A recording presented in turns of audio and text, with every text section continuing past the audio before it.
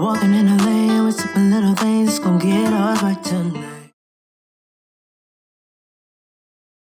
What's up, everyone, and welcome to Talking Tonight. I am Dejan. I am here with Jeffrey Hendricks, and today we're going to be talking about something that, honestly, we will be talking about for the rest of our lives, and that is the 2020 election,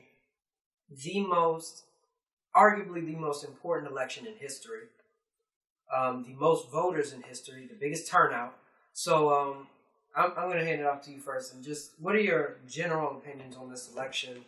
How it happened, what happened during, and what's happening, the fallout of this election? First of all, I would like to, give congratulations to all the entertainers, the people that's out there on the radio, because there was a lot of people who have never voted before that was galvanized to vote because of the rappers, the entertainers, the sports figures, people of that nature galvanized them because they kept it in the forefront all the time, along with the protest of Black Lives Matter. That played a very important role of individuals who had never voted, especially the young men. They felt that they needed to be part of something, and they felt part of something because of the onslaught of talking about this and getting it out there. You had black folks, people of color, who probably had never voted before, felt there was a need for them to vote. And the reason why is because I just clap my hands out to all the entertainers, the rappers, the people on the radio, the sports figures, who really galvanized them to make them feel how important it was for them to get out and vote. And plus, they felt that the way that our country was going with the COVID-19, we had a president who continued to talk about division, his tweets, his racist tweets, things of that nature. It seems like he did not care. He wanted to turn the military on to the people, things of that nature. And I think people got tired and said, enough is enough. You got to think it wasn't only African Americans that got out and voted for Biden. There was a lot of young white kids who got out there, the ones who was protesting. They felt in their heart, they knew it was time for a change because of the direction this country was going in, filled with so much hate. And they know that's not the way to go. I have to echo what you said. I applaud our entertainers, because even some of the entertainers, this was their first election voting. Shaquille O'Neal, he's 49, and this was his first election voting. And so I just have to really give it up, because everyone knew how big of a deal this was. This was not a normal election. This was, let's just be honest and frank here. Donald Trump has almost turned this country into a democracy. He's trying to become Hitler in my mind.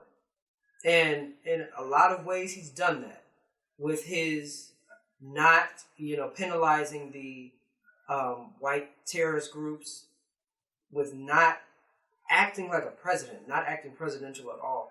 What president do you know would go on a debate and say, stand back and stand by? No president in our history would ever do that, at least not in person.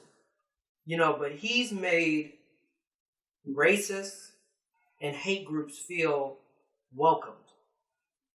And yes, everyone is entitled to an opinion. That is absolutely correct.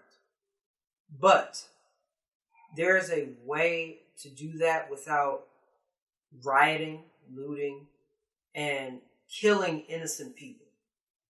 And Donald Trump knows that, but he does not care enough to let the people know that. Donald Trump is a racist, and once again, congratulations to President-elect Joe Biden and Madam Vice President-elect Kamala Harris. You know, this was historic.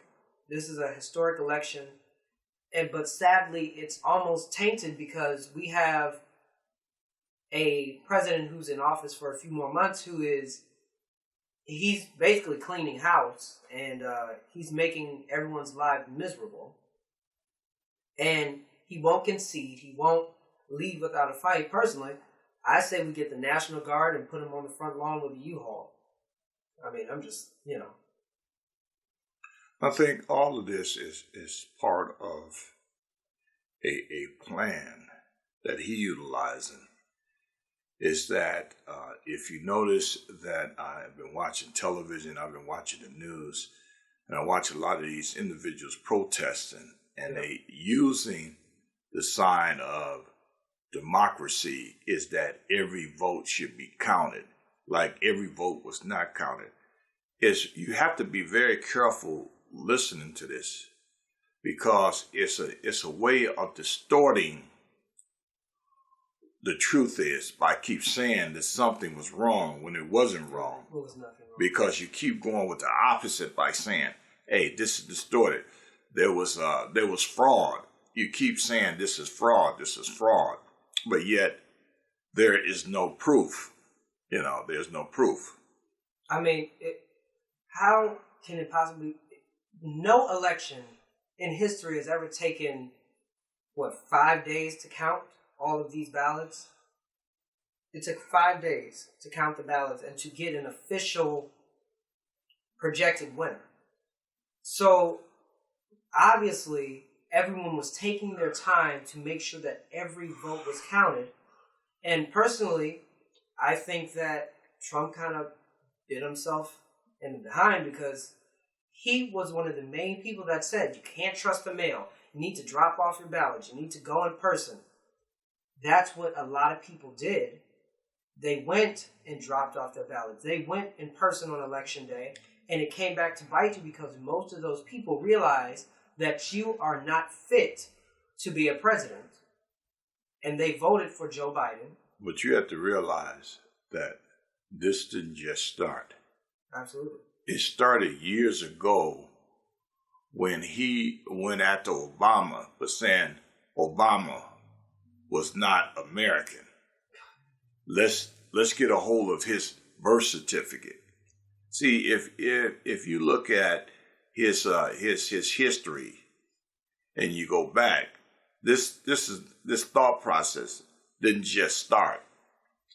It's a way to put in the minds of the people, said there's something wrong, and people have bitten off that apple by thinking that there's something wrong. They cannot accept that their candidate did not win the election because of all this information, distorted information that was put out, that they want to believe that something was wrong. It's like they were saying in Detroit, there was ballots that came in at 4 o'clock in the morning, which is unfounded, untrue. And then the president goes out and says that Detroit and Philadelphia is some of the worst places there is, corrupt places there is. And see, he's making those statements, and individuals out there who is part of his constituency bite off that apple. But they want to have something to believe in. But you knew it was going to be a problem with Michigan ever since he had the thing with our governor, Gretchen Whitmer, calling her that woman from Michigan and being upset because she was trying to do the right thing for the COVID-19 pandemic, with shutting us down and keeping us on lockdown, while he wanted to open up everything and act as if nothing ever happened. This will just go by like it's just, this is not a common cold. People millions of people are losing their lives here. And I think that he just does not realize there is a bigger picture here. It's not all about you. You're not the focus. You are a representative for the country. You are a representative for the United States of America. You are the representative. You are the president. So instead of making it a gimmick or, turning it into a tweet every 5 minutes, take on some responsibility. But he doesn't care. If he really cared, he would change his tune. Anyone who's talked like he's talking, the way he's speaking, it tells you that I don't care. He doesn't. I don't care what the number of people that's out here is being infected, is that I'm with the other side of the individuals, these people who lost it. So anyway, I would say is that give some thought. Give some thought to what's going on now. This just didn't start. This was already in the works. This was a menu in the works. Absolutely. And me and David will be here with part 2 of our election analysis. And just, I want to hear all the comments. Even if you were a Trump, I want to hear your comments, because we have to realize hate is not the way that we're going to get through this.